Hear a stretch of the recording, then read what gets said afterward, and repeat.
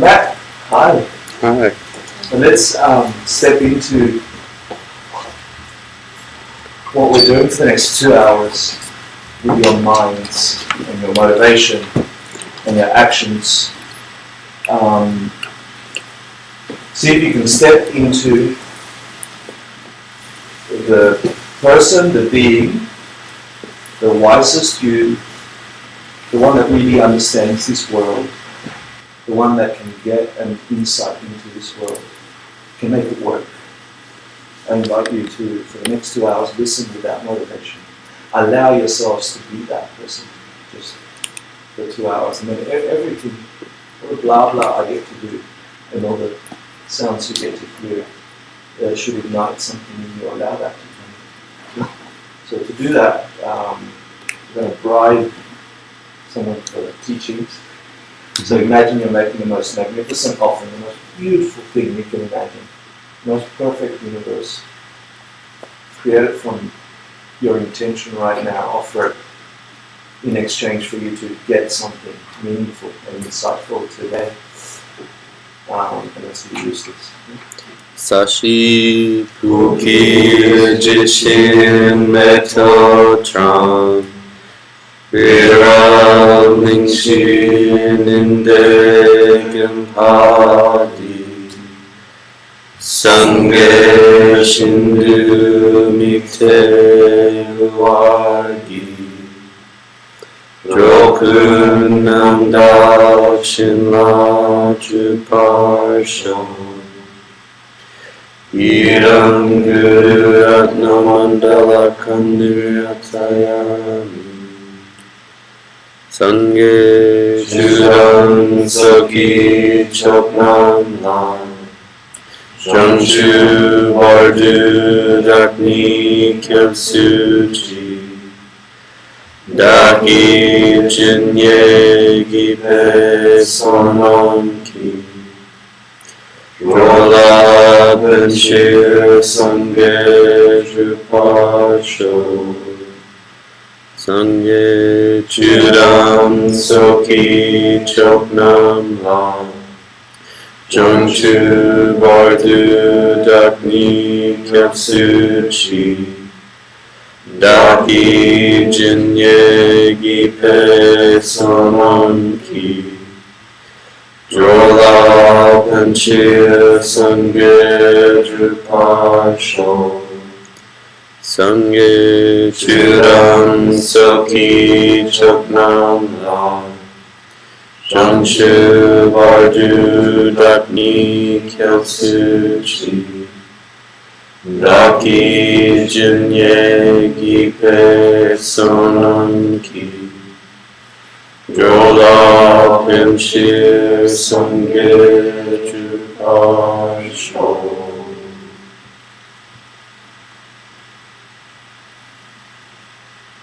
So take a comfortable seated position. We're going to take a short meditation to get our minds from the way we see the world to neutral so we can move forward.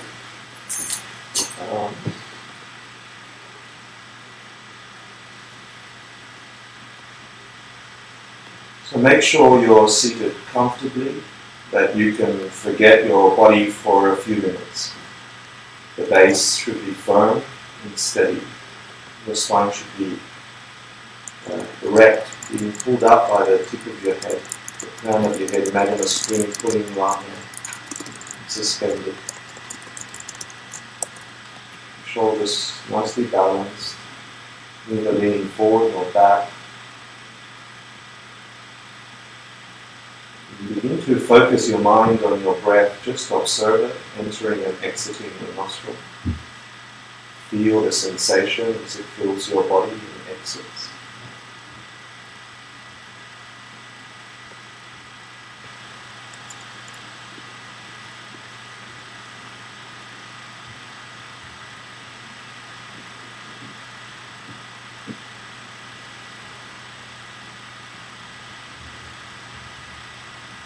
And now just do one final scan, removing any tension from your brow.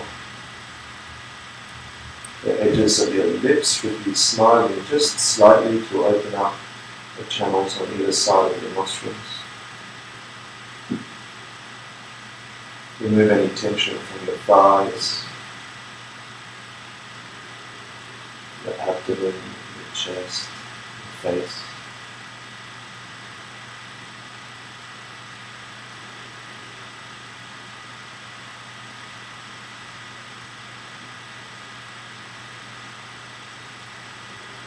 Return your attention to the breath and just get lost in the sensation as it enters and exits your nostril.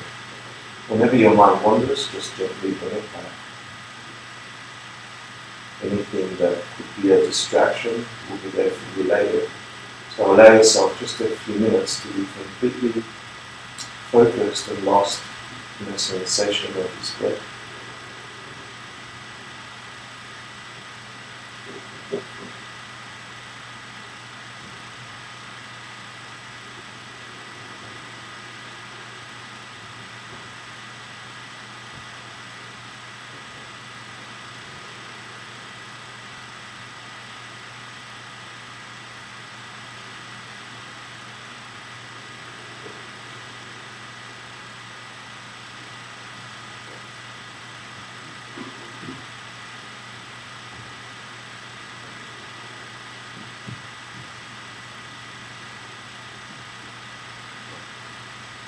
Now I'd like you to search in the entire collection of your universe, your world, your perception, both real and imagined, whatever is in the realm of possibility in your mind.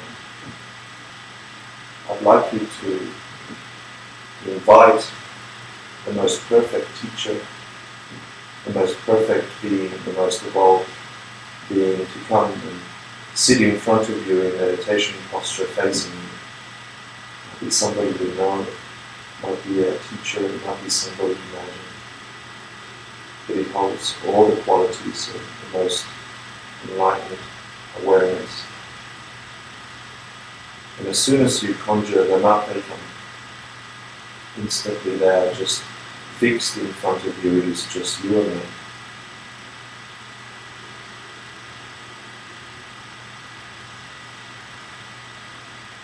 Spend a few moments being lost in them.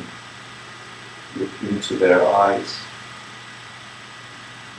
Imagine what it would be like to perceive the world through their eyes.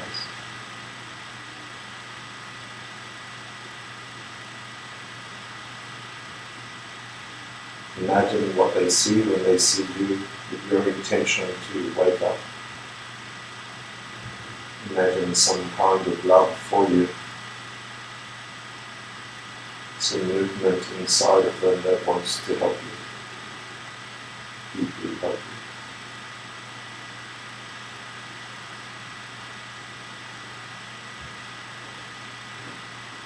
you. Now return your awareness to you in front of them. Think of their highest quality, the most perfect thing about them. Feel some kind of gratefulness for that. And make them some kind of offering. Be the simplest thing, or the most expansive thing. It doesn't matter. They will perceive it as bliss. And just gently give them something.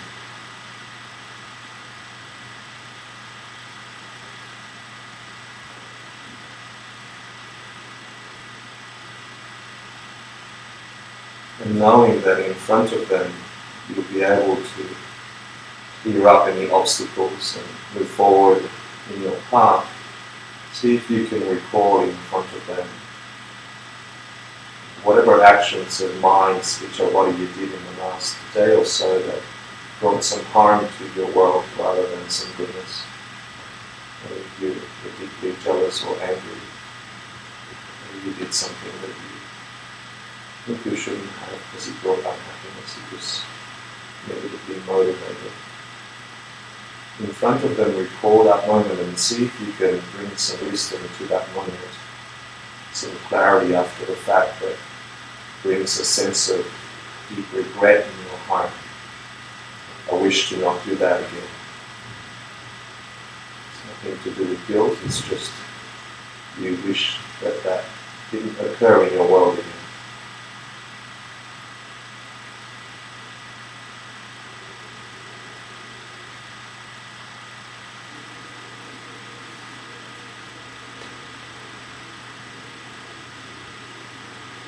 And allow yourself to feel some sense of cleanliness around that, some cleansing occurring.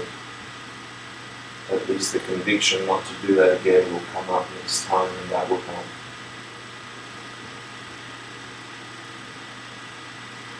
I'm happy with you.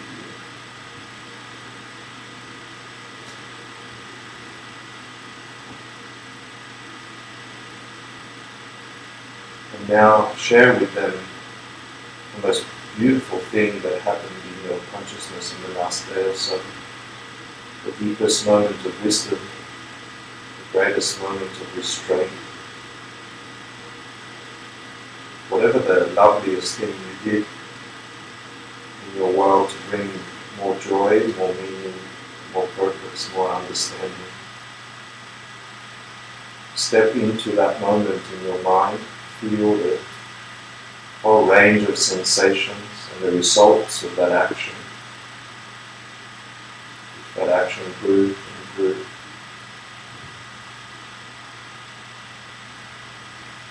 And feel joy in your heart for having done some goodness.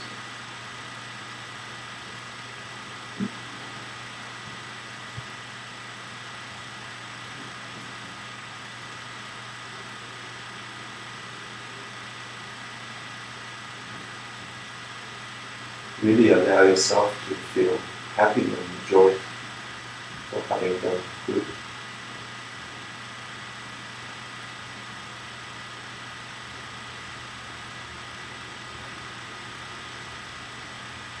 And then take that same thought and imagine all the people around you now spending just a few moments feeling good about their goodnesses in the world. How many goodnesses there are. How many instances of goodness in the world that you perceive. And feel joy for them, for whatever is going through their mind. Wish that they would receive the results of their actions quickly.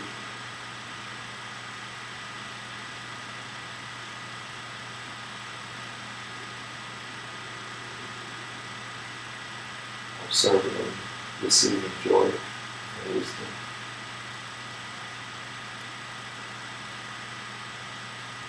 And then ask your teacher, please, to always teach you at every turn to be close in any form they appear.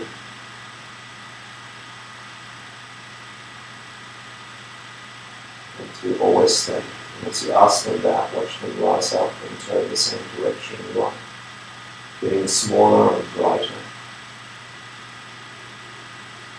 intensifying their wisdom and their love until you can feel them floating just above the crown of your head. Smaller. See if you can feel it like gravity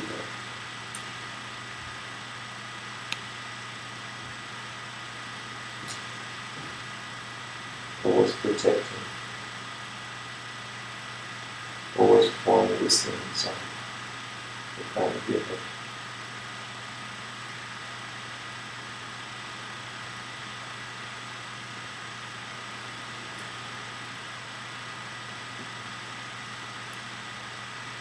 And when you're ready, you can come back to this room.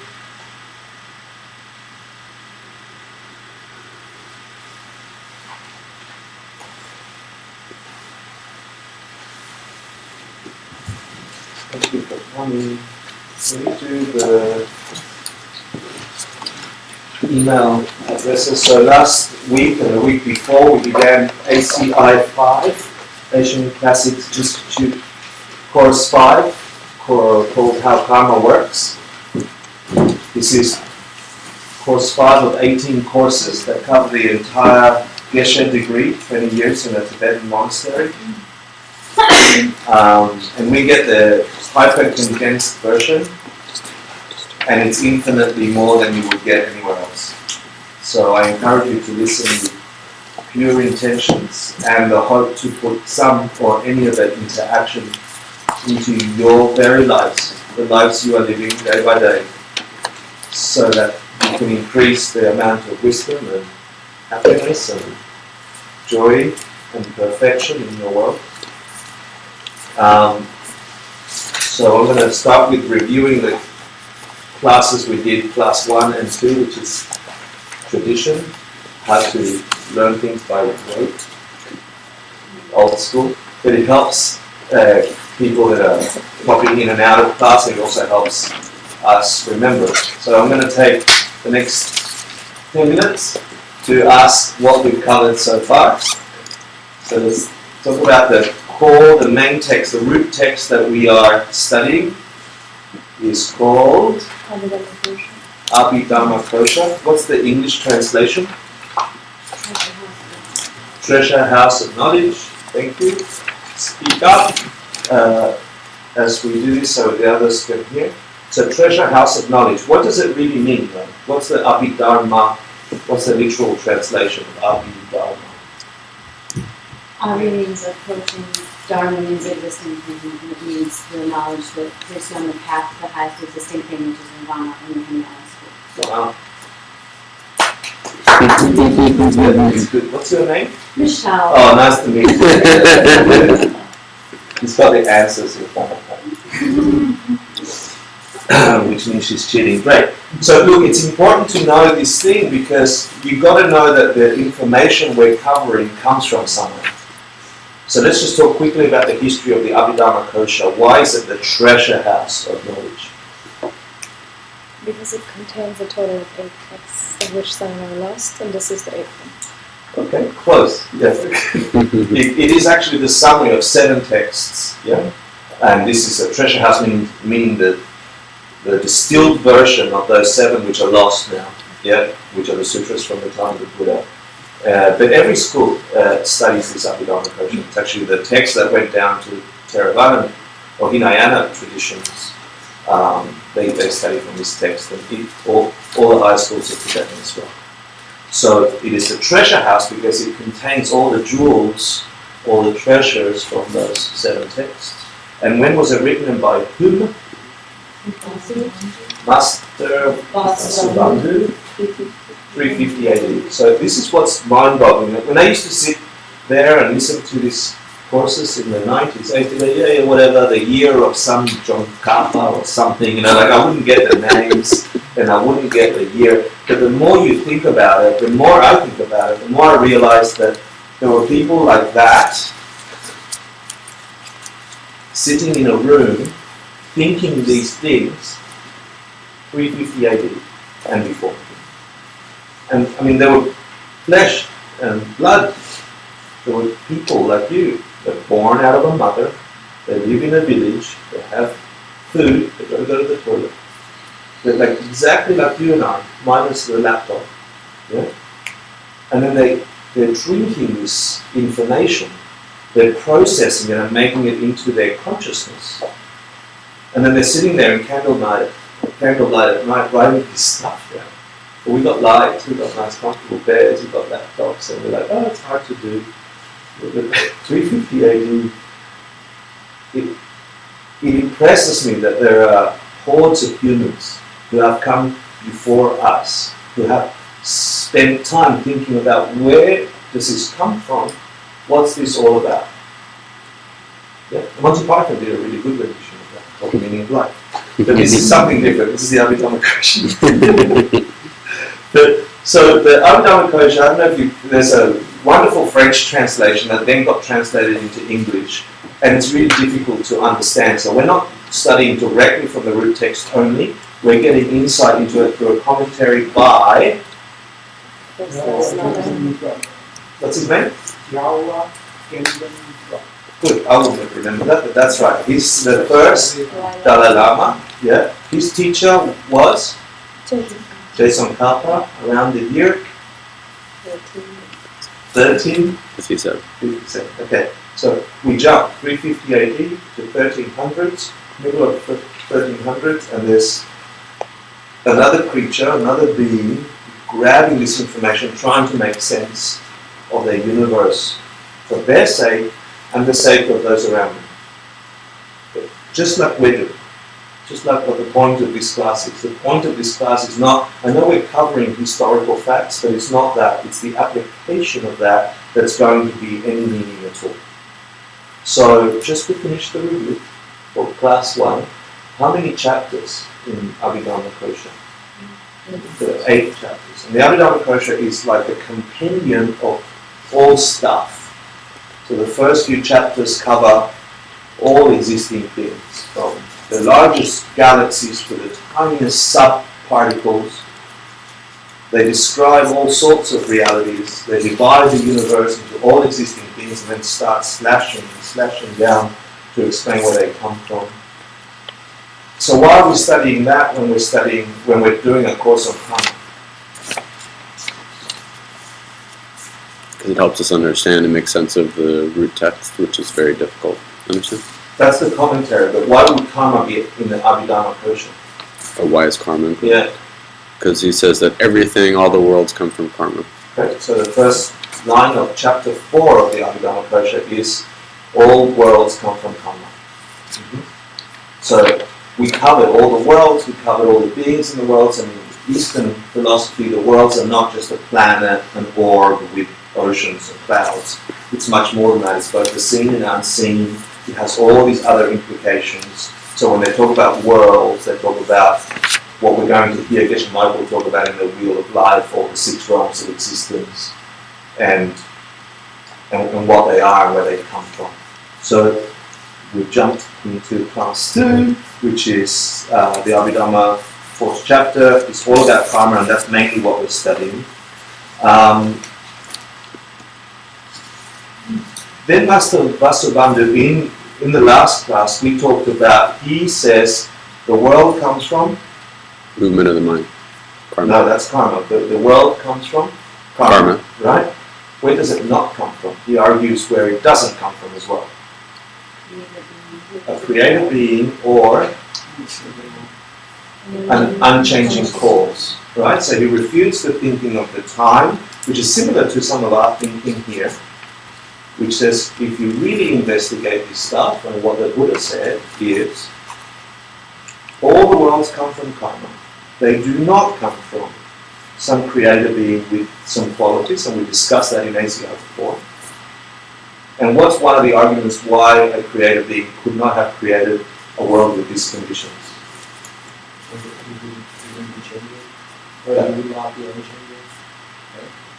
That's the second part. That's one of the arguments for the second part, why an unchanging cause couldn't have produced a changing world. Right? Because it would have to be unchanging.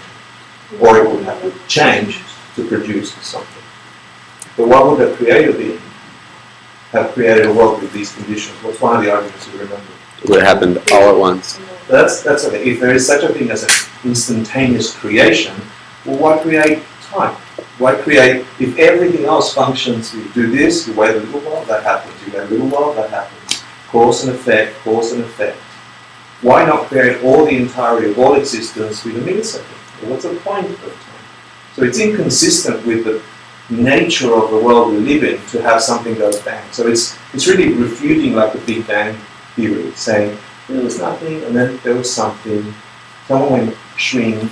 And what's something that wasn't in the Abhidharma that we covered in ACI 4, that was an argument for why a creator being with all powerful, all compassionate, and creator of everything, those 3 qualities couldn't create this world. Because there's suffering. What does that mean? Well, if he was all those things that he were making, Yeah. then why put us through all of this? So either, so we are going through all of this, where horrible things happen, there is suffering. Yeah. So we are going through this. So does that mean, why would that be inconsistent though?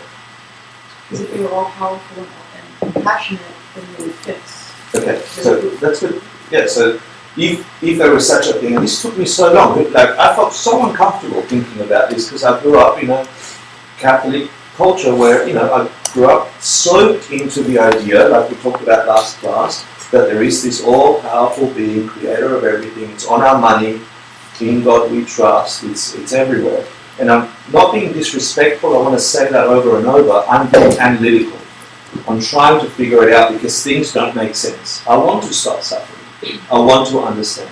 If there was such a thing as a creator being, my rationalization after years of studying this stuff became, if there was such a thing and he or she was watching, they'd be happy I've been trying to figure it out, even if I got something wrong in the way. I should come to truth. They would be helping me. And so I gave myself some freedom to ask whether or not a creature like that could create this kind of world. And so that gave me freedom to then begin to investigate. And then you study something like this that says all the worlds come from karma. And the next thing he says is, what's karma? Movement of the mind. And the implication of that is massive.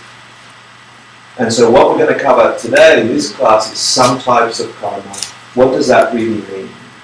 And I'm going to share with you the way we begin dividing karma to investigate what this means. And over the next few weeks, we can begin to make correlations between what they said here, what they said there, and how to apply that to the dissatisfaction I feel at work, the anger I feel towards my ex, the suffering I see in my world, and doing all the right things can't change it. I'm trying to understand why things don't function, guaranteed the way we want them to function. Because if this is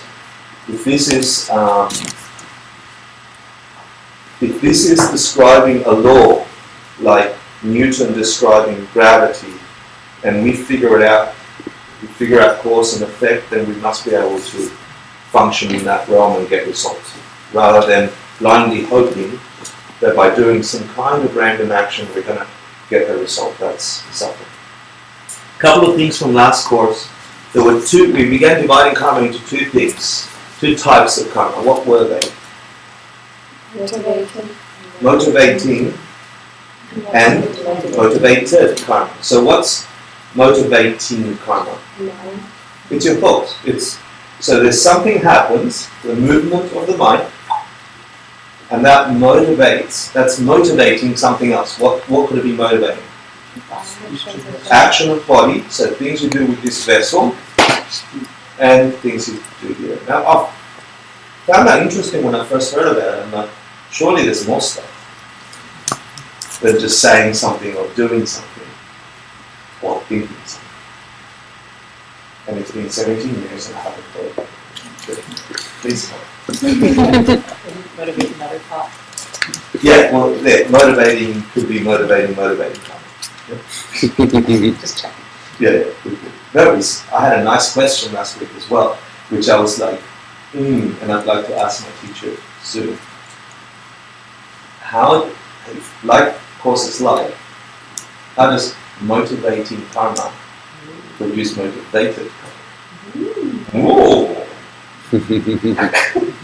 Chew on that for a minute. Yeah.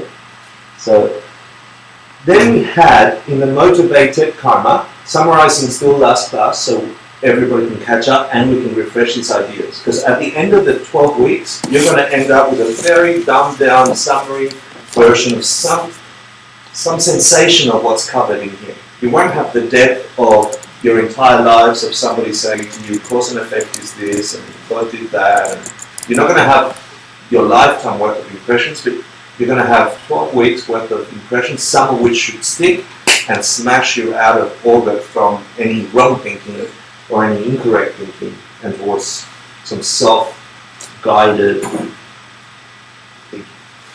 Yeah?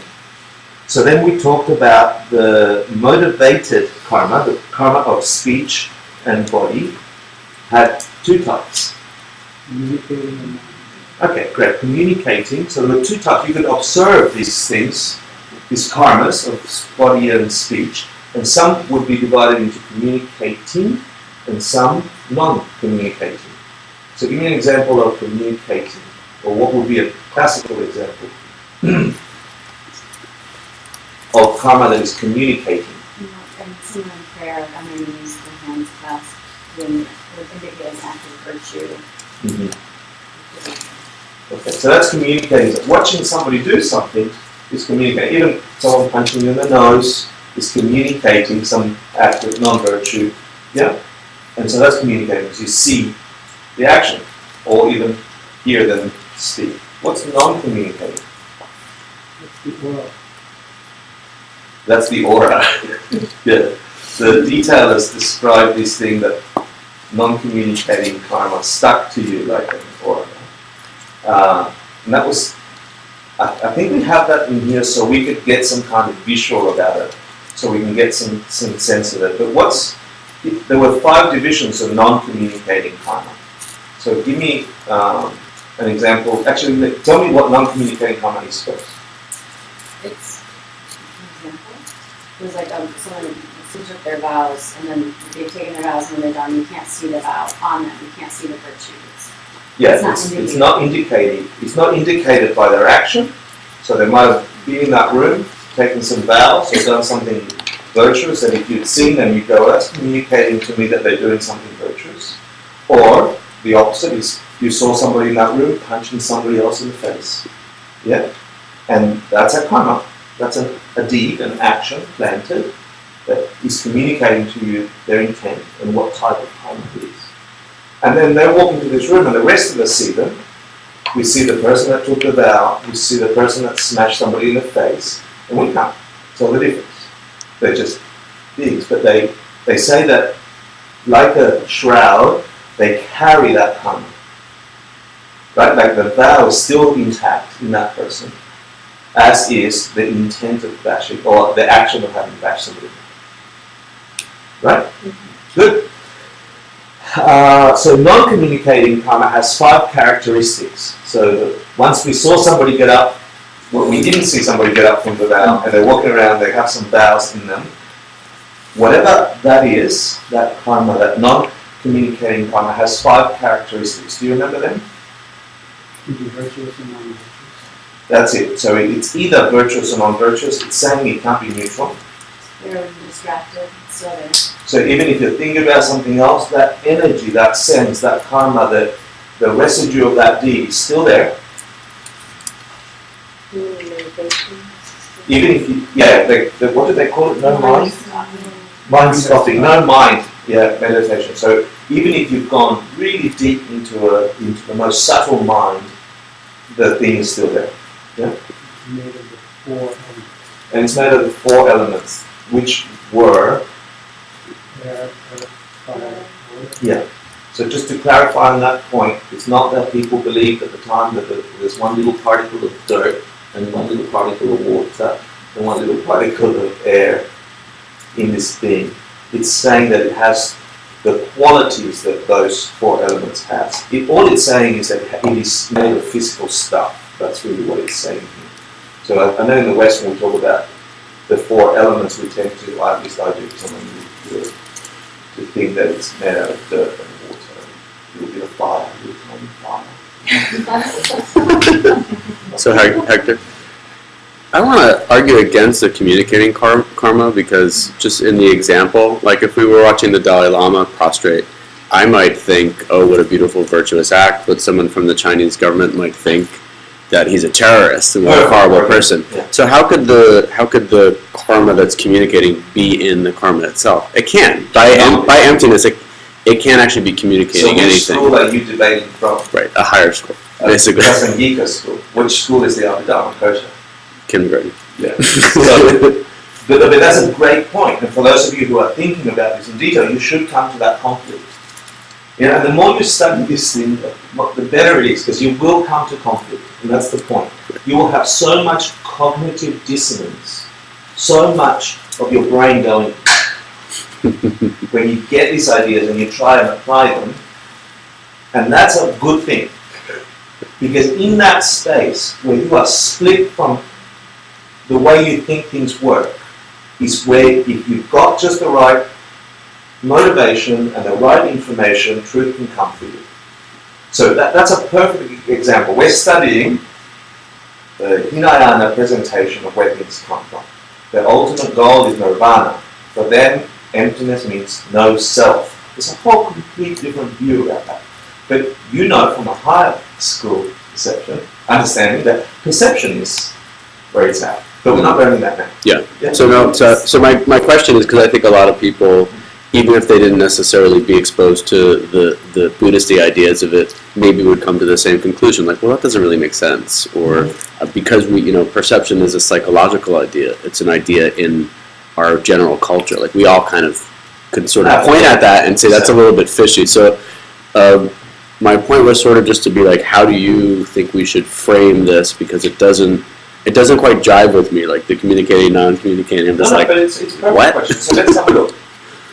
You could say that in conventional truth, in conventional reality, you can more or less believe what's happening. So if someone's giving somebody money, you think they look nice, it's a nice deed. Right. It helps you in your conventional reality. And I think that's all this is going towards. This is the way I get this information about understanding this explanation of karma and put it to practice. And you can tell you can tell in your world that people are doing certain acts, and those acts, those karmas, are going to result in that kind of same behavior, that same experience in you.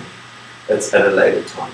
Adding the prasangika point of view, adding the perception perspective on it, you then have to think about your perception of what you see them doing. So I see somebody taking a vow, or somebody giving somebody money, and based on your own karma, you're thinking, oh, what a lovely, beautiful act, or self-righteous prick, or whatever you decide is going to come up out of you is really your perception of something that, and you really don't know. You have no idea, ultimately. But in the relative world, in the world we agree on, that's a virtuous thing and it looks nice. Unless it looks fishy, you see somebody giving somebody money, and it could be a drug deal. And you're like, oh, something. So that's where perception comes into it. But you can say you begin the perception by understanding the way it's communicating. Initially, it looks virtuous. Your mind says virtue because you saw a kneeling person taking a vow. And then subsequently, your perceptions begin to dismantle that. Yeah. That's actually helpful. I appreciate that. No, and then for the 5 qualities, do you have a real world explanation of that? Because the summary of the 5 qualities is whatever you do sticks. And I use the example of the shroud. It's like, if it's communicating or if it's not communicating, it will stick. And it's saying, even if you're distracted, even if your mind is subtle, it's not the energy of your mind, the maintenance of that energy, the rolling forward and getting bigger and bigger and bigger, stays with you. Doesn't matter if you're thinking about something else, it's in you because you've made it. You've altered the filter with which you see your world from the prasangika point of view, and you can't remove it. It has to work. And I can understand that experientially. I had that experience when I took Buddhist vows. I think when people get married, they have that kind of experience. It's like, it's not the rings, it's standing up and taking this vow together. And then you're changed by it. You're partnered, you're changed. So I can understand that experientially. The sort of bit that's like argued like, well, it's actually a physical substance, it's... Yeah. Anyway, I don't mean to be... I think, no, but that's the detailer's point of view, and the Prasagikas would say that's not... Or the mind-only school would say, no, it's not a physical thing. But we're putting it forward because it's one of the presentations. Okay. It's helpful to try and have that debate, because the more you search, it's so interesting. The more you learn these things, so we are learning at this level, and then we go a little bit deeper at this level, and you try and debate and understand it and make sense of it, and that will lead you to this level. You might never get an answer here, but you've got an answer here now, whereas before you were only operating here. So you do have depth in asking these questions, not necessarily about getting the answer, just the time spent debating internally, trying to make the connection is actually what gives you depth of experience and understanding of these things. So I think it's awesome. You should be asking these questions for yourselves and together, not to me because I don't know it. Thank you for the time. Thank you. So we said karma is the movement of the mind, and now we're back to class 3. Thank you very much. Catch up. Everyone, have we done homeworks and quizzes or not yet? We just did it. You all did it? Yeah. Good, thank you. Okay. So listen, last Well, I week, did it. for I those wrote of you that were here, I got a little bit hyped up to think, what if this stuff was law? Like, what if the idea of karma, cause and effect, is a law like gravity is a law? And what if you and I, for the next week, were subject, you were your own law-keepers, and you and I were subject to suffer or enjoy, to be forced to drink the stuff you put out through your thoughts, through your words, and through your actions. If you paid attention, remember we did that towards the end of the class? And I said, I challenge you, and I tried to give myself that challenge. It lasted like 2 hours, and then I got distracted. And then I thought, I better remember to do that. If I was hyper-conscious that every single thing that moved through my mind, when I saw the person on the subway, which I'm usually judgmental of, right? Smelly, chubby, whatever it is, and all the things. If I was forced to drink that experience from others to me, 10-fold, 20-fold, 30-fold, and it should alter your behavior, thinking this way, which is one of the beautiful things about karma. If it's not a creator being, if it's not a cause outside of you, if it's you, if it's your movement of the mind, it's frightening. Because then you actually have control. And we want it, and then it comes with so much responsibility.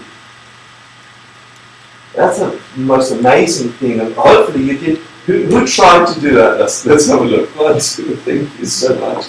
You was high. It's also like, I didn't know what to think about after I was like, Exactly. Yeah. It's hard. But this is the point. I was never a scholar. I was never a studious person. I couldn't read until I was 10. My mum used to sit me on this tall stool so I couldn't jump down. She used to wash with those boards, and she used to make me read out loud, and I would be crying because I couldn't see the letters, and then it was horrible. This was in Argentina. And then we moved to Australia, and I'm like, yes, I don't have to learn to read Spanish. Yeah. So I get to Australia, and the first thing the teacher does is make me stand up and read something. I can't read. Anyway, so I was never a scholar. And if this was a scholarly class, I wouldn't be teaching it. Yeah? My whole point of getting into these ideas that are in the world, that are in your world, is to make sense of them and apply them so my life can shift from shitty to meaningful and hopefully to ultimate. There's no other point in doing this. It's interesting 350 AD. It's interesting so many texts. It's interesting so many funny hats and whatever, but that's not the point of it. The point of it is you have to do the other 50%, I have to do the other 50%. Here comes marvelous information that is different to what we're used to. We grew up in an environment that we're lucky to have the kind of things we have. But we're also hypnotized by the stuff we have. We're hypnotized into just taking. We're hypnotized into taking. And so this tells you, where did all the goodness that you are experiencing now come from really? Because if you're enjoying large aspects of your life, you've got a kickstart, you've got a jump start to a meaningful human existence. And at the core of this course is what happens after. What's the point of your existence? What's it? What did we see last night? We saw I have happiness. The blank. Who's seen I have happiness? Yeah, that'll be your assignment. Yeah, you should really see that film this week. And if it's got a lot of words that might sound like swear words, that they're not. Okay. I think the first scene is just okay. But in this movie, there's two existential detectives trying to help people with their existential problems. Yeah, and if you are lucky, like we are lucky, we are fortunate to have clean clothes and ways to feed ourselves that the rest of the world really doesn't. Why were you born here and not somewhere else? Why? And if you're at John's class on Tuesday, he said something beautiful, just hit me. I've never heard it said this way. But when you look at the Eastern understanding of who you are, what makes up you, there's a division. You are not your body. You're not just your mind. You are this thing. Yeah? But if you look at the body, you can't even call it yours. It's your mom's and dad's sperm and egg. It's not even yours. But we protect it and we call it ours so much. We live to do something to this thing. And if you really understood that there's mind to you and there's body to you, the physicality of you is not even you. It's somebody else's DNA. It's somebody else's physical stuff that you got to borrow for however many years you are. And then you imbue impressions upon it. That the existential understanding of what's at the end of all these things is what I'm trying to get at is we're lucky to have the good fortunes and the virtues and the goodnesses we enjoy. Feel happy about them, like live in joy about them. You are unique 1%ers on the planet. But enjoy it, they're nice. But then what? So we have this running start where we don't have to think of food and we don't have to think of not being bombed and not being chased by other things and hunted down like the majority of the planet is thinking. You have those freedoms. So what to do? Figure out what to do. So these questions are fundamental to what to do. And if you were in last class about past and future lives, then you already have a sense that there's something beyond you. It doesn't just stop. It wouldn't make sense. So today I want to talk about 3 kinds of karma, 4 kinds of good karma. 3 kinds of truth, 4 kinds of... So the first one I'm going to...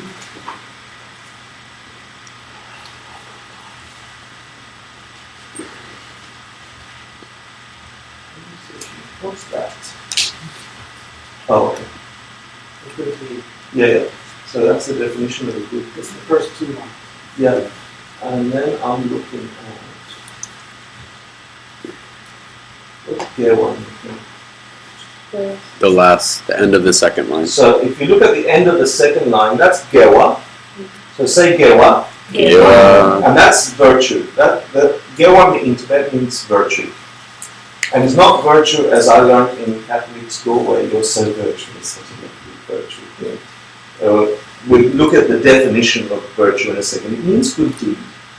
It means a good deed.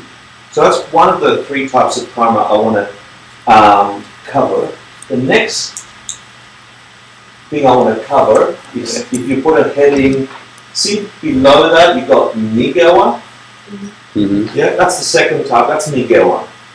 What would, if gewa means virtue, what would nigewa mean? Non-virtue. Non-virtue. Yeah, so it's ni-ma is non, or the opposite. And then what we'll also cover today,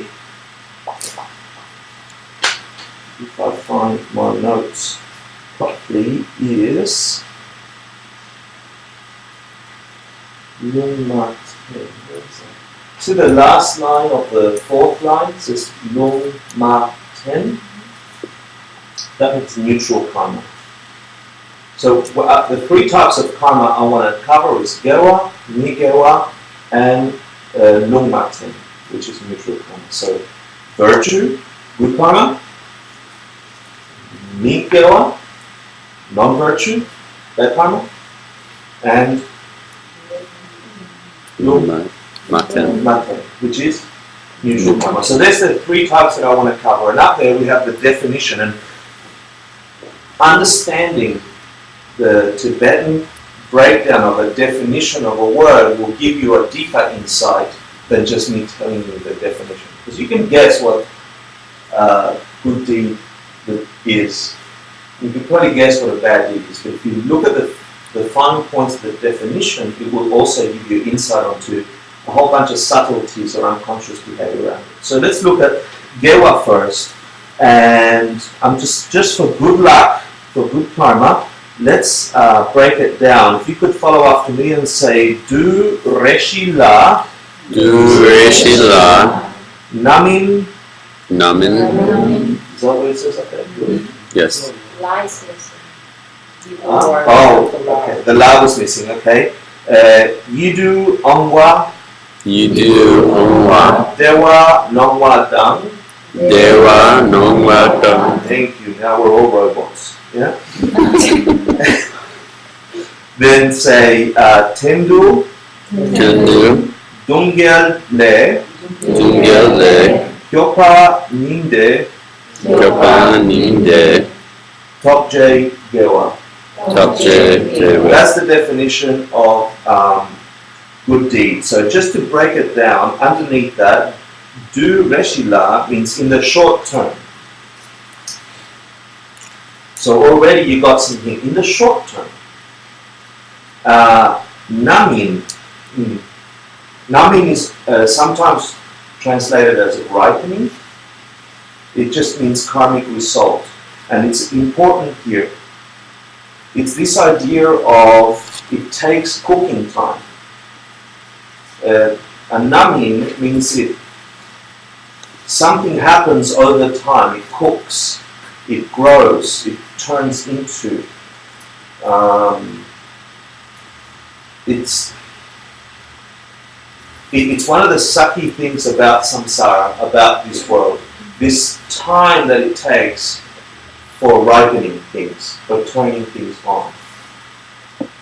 Nagarjuna used to say, Arya Nagarjuna used to say that if namin didn't exist, if things didn't take time to cook, and you would have an instantaneous result of every action of mind or speech or body, then as you crushed a bug, your rib cage would begin to crush, which would force you to remove the crushing. You see, because it would be instantaneous. One of the nasty things, one of the horrible things about samsara is we are ignorant to that correlation, and we have this namin, this cooking time, this lag between cause and effect. And it's true for everything that we see here. You can't just go and plant something and instantaneously get a result. You've got to give it time. Everything you do takes time. This is true for karma. This is true for movements of the mind. They grow and they turn. So both, it could be a freeing thing, but it's also one of the nasty things. It's not only will you get an instantaneous result, but you would get it many times over. So as you slash someone, your skin would begin to open up immediately and much worse than what you were slashing. Yeah, so if you got immediate results, if there was no namin, we would all be perfect beings. This is the sati part about samsara. What was it? We saw this YouTube video about Belgian cows. I don't know, has anybody seen what a Belgian cow looks like? It's like 100 years of inbreeding, where they get the most muscly cow to breed with the most muscly bull, and then they end up having this Mr. Universe cows. They look revolting, like they look like they're injected with hormones. And they show them and they grade them, and we saw this YouTube video today. They actually shave their hair off so they can accent how big the muscles are, and they are like Mr. Universe cows, like really massive, horrible-looking alien creatures. Yeah? Belgian, look them up, Belgian cows. Seriously, look them up, because it wasn't just that by themselves they were revolting. The people describing them, saying, "Oh, look at this magnificent breeding example," they were pointing and touching the cow with eyes, the living cow, and they were talking about how tender this part is. And how tender that, and there's this thing is breathing next to them, going, and they're like, look, it's like grabbing a little girl and pointing at her and going, when she turns 17, you can touch this part, and that is equally revolting. It was gross, and not understanding the correlation between cause and effect leads to that kind of ignorance. Not understanding that as you crush some life out of something, your life must necessarily be crushed. Now, Arya Nagarjuna would say, sorry, I got distracted on namin. So we're on namin. So, Yidu Onwas, it means desirable or attractive or a good quality. Dewa means happiness. Nongwa means to experience. Dang means and. Tendu means ultimately. Duk Nyal. What do you think Duk means? Where did Duk come from? Duk. Who said something? Why? Dukkha. Yeah, it's a dukkha in Pali. Good, thank you. So that means suffering. Le means from. Kyopa means to protect. Nyamde is the Tibetan for nirvana, one of the Tibetans for nirvana. Tobje is it brings you, and Gewa means virtue or good deed. Yeah? So the definition would read, in short-term karmic result describing happiness to experience and ultimately suffering from to protect nirvana, it brings you to good deed. Right? You all got it? Thanks. You read it backwards. And it should say, so who wants to try? Who wants to try and tell me what it says? Read it backwards. Good deed is, it brings you... Short term brings you to... No? That's good. Look, the interesting thing about the short term is that it's saying that there is a short term result. I'll read you the definition. A good deed or a virtue is something which in the short term brings you a pleasurable experience. Fairly instantly it gives you a pleasurable experience, and which ultimately protects you from suffering by bringing you to nirvana. That's the definition of a virtue or of a good deed. So it means when you're doing a positive, a good deed of mind, speech or body, it should give you a fairly good result in the short term. So something good happens now. Yeah? And ultimately it will bring you to nirvana. That makes, does that not ring alarm bells for anyone? So why would that be the case? What do you think it would ultimately lead you to nirvana? Because it's removing suffering. If you did only them and enough of them, you must only get positive results until you, based on those positive results, you do more of that, and then based on positive results, and then eventually, what else? So it has to remove your mental afflictions too. It's ultimately, you can't have a mental affliction while you're doing it. Or you can't provide a cessation.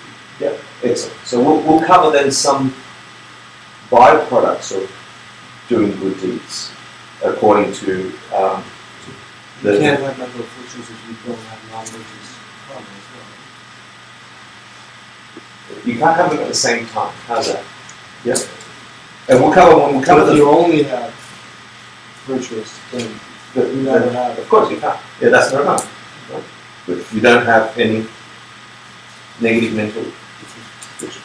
You can't have them at the same time, so it's... Well, A, you can't have them at the same time, but he's saying if you don't have them at all, then that's no matter. Yeah. So it's a permanent cessation of all mental afflictions. If you don't have them at all, you're in nirvana. Let me share with you a little bit about, so I covered a bit of the idea of numbing, which I wanted to share with you. Just as an aside, there's 3 types of numbings, or karmic results, or this way that the karma cooks and turns into something. And this is not in your homework or anything, but I think it's important to know. And depending on which school you study, you're going to hear an accenting or a focus on one of these. So it will say that whenever you do any kind of karmic action, so let's say in this case a good deed, a gewa, there's 3 types of cooking or karmic results that come from that. One of them is a result in this lifetime. The other one is that you will get some result in the next lifetime. And the next one is you will get results in the following or after that. Yeah? So they say that there's 3 types of karmic results that can come from an action. a movement of the mind and what it motivates. It can manifest after cooking, during cooking. It can turn into a result in this very lifetime, a result in your next lifetime, which my experience of most of the practitioners that are non-Geluk or Sutra practitioners are practicing. All my good deeds, everything I do now is not for now, it's for later. Yeah? So they'll arrive in my next life. I hope to have a human rebirth or something better. That's mostly what my experience has been. Or life after that. Yeah? They get really angry when we talk truth here, so they I just think of the hells, people exiting the hells. Yeah, as that happens. It only lasts about 10 minutes. Yeah. So. But think about it. The first of the karmic numbings that I told you about, the cooking, is that you could get a result in this lifetime. If you do some kind of extraordinary virtuous deed, you could get a magnificent karmic result in this lifetime. That in itself, that whole idea, Tongyurgile,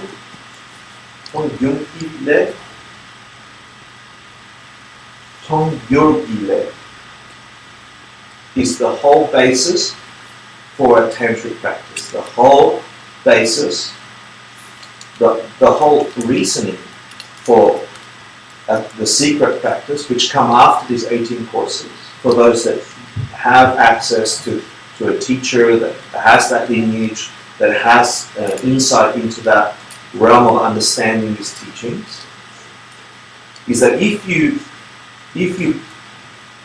do some kind of extraordinary good deed in this lifetime, you will have a result in this lifetime. So the three numbings, that's why numbing is important, the cooking time, understanding that cooking time. Number one is because we don't understand that we do stupid things to cows. It's because we don't understand the cooking time and the way that those things try that we do, that's our ignorance. Hector, are you saying numbings like N-U-M-B? Numbings. Numbings. Oh, you're saying numbings. Okay. Numbings. I was like, I thought you were talking about it being like a numb. No, result. numbing effect. No. Numbings. Which is the cooking part.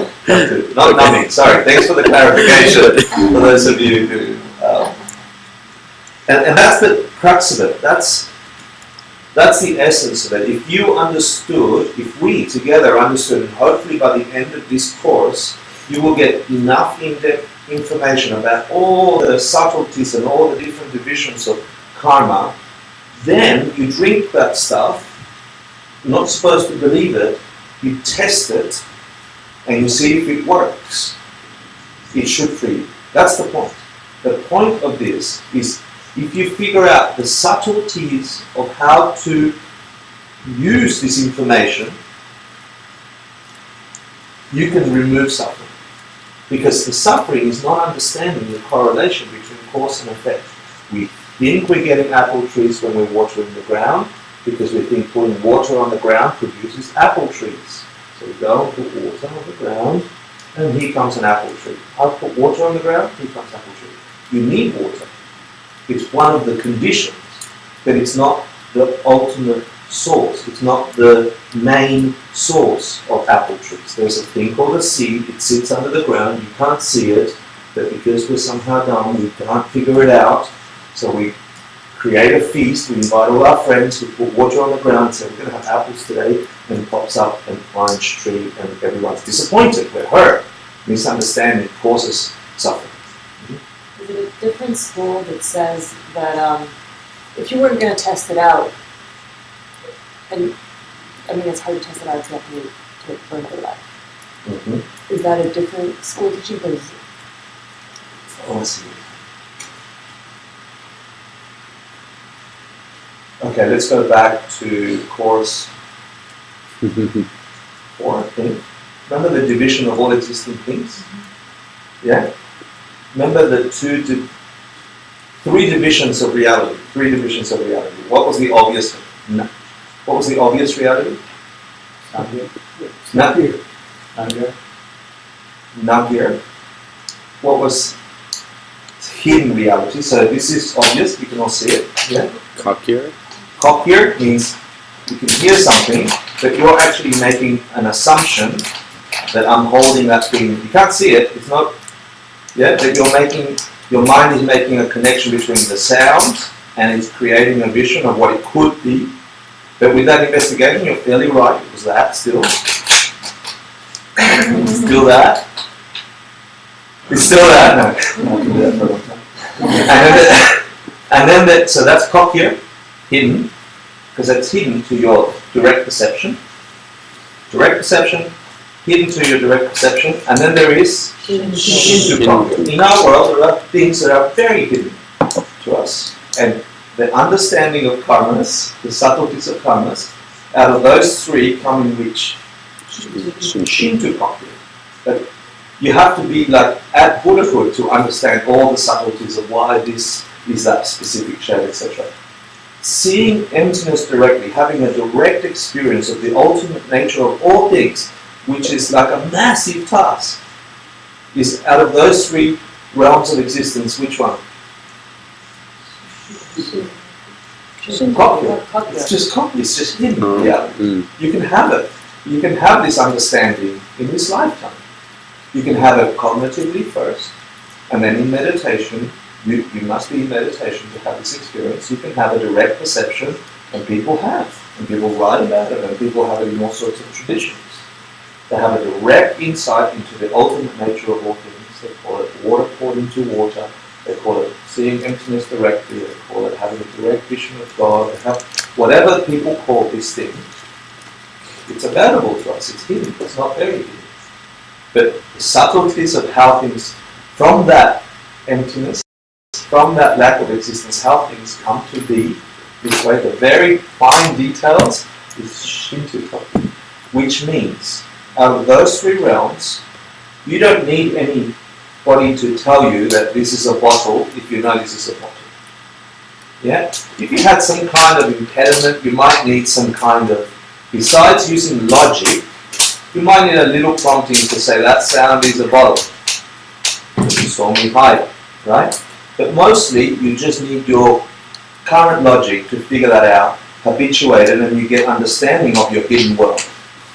But of your very hidden world, what's the metaphor there? How do you know, and how do you get insights into your very hidden reality?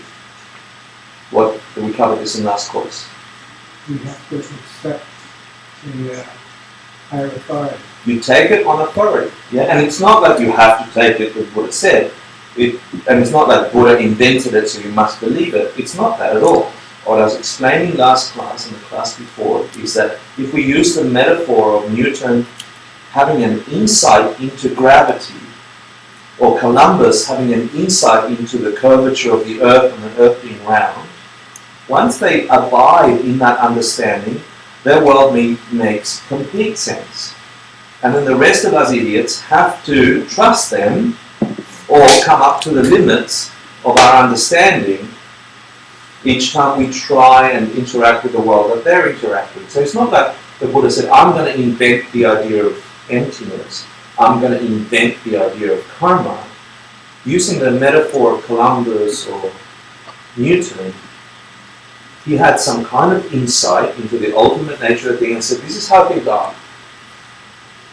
And so if you want to operate in the ultimate world, you operate with these things. How does that relate to us? Yeah? Because we're in a cynical world, and we're in a world that should think for yourselves. All I can give you today is I got my shoulders skiing on my face rather than on my feet. And it's not fixing. I can't lift it beyond that point. And no amount of exercise that the physio gave me, because he should know, right? He's my authority. Yeah, I can't get it any higher. So I still have a problem with my world, and it's Shinto cochlear. Why? So I have to go to somebody that understands what's happening there in a way that I don't understand. And we do this all the time. You go to your doctors, and so now I have to go to a doctor that has a special machine called an MRI, and they look inside, and they look at all these pictures, and they're somehow able to communicate to me in a way I trust that they're right, because I don't have a clue how to fix this. They've got some training, some experience, and I've got zero clue how to fix it. If I wanted to fix it, I'd harm it more with my lack of understanding about what's really happening. So, long answer. How do you? A lot of schools just go by that scriptural authority and say, well, I trust it. If you build airplanes understanding gravity from Newton's point of view, whether you believe him or you've had a direct experience of gravity because you've built a plane and fallen over, or you've actually had an insight into why, doesn't matter, it should function. If it's a law, it should function. You should get results. And some you should get now, and some you should get later. So there's a whole bunch of Buddhist schools who don't think that the tantric path is a path. There's debates about that and whatever. And all I've got to say to you is, if this is a practical, real, insightful explanation of the code behind our reality, I don't know about you, I feel completely compelled to want to figure it out, because everything else that I've seen trying to figure it out doesn't work 100% of it. Otherwise we wouldn't be in a place like this. Otherwise the news wouldn't be full of people saying, I've done this to make me happy, and I've done this to make me. We would have figured it out generation after generation after generation after generation. There's something else at work on this planet, and those of us who are fortunate enough to investigate and find answers get to play in that. I don't know. That's a good time to take a break. Let's take a break. I can't tell if that's 8:40 nothing. 8:48. 8:48. Can we meet at 10 past? Yeah. So that's 8:48, 2 minutes. That's 10 minutes. 4 minutes. 9 o'clock. 9 o'clock. Yeah. 10 minutes. 10 minutes. You want 10 or 20 minutes? Oh, let's take 10 minutes. Sorry, you're right. 48, not 58. So all this Buddhist thinking doesn't let me reach digital clocks.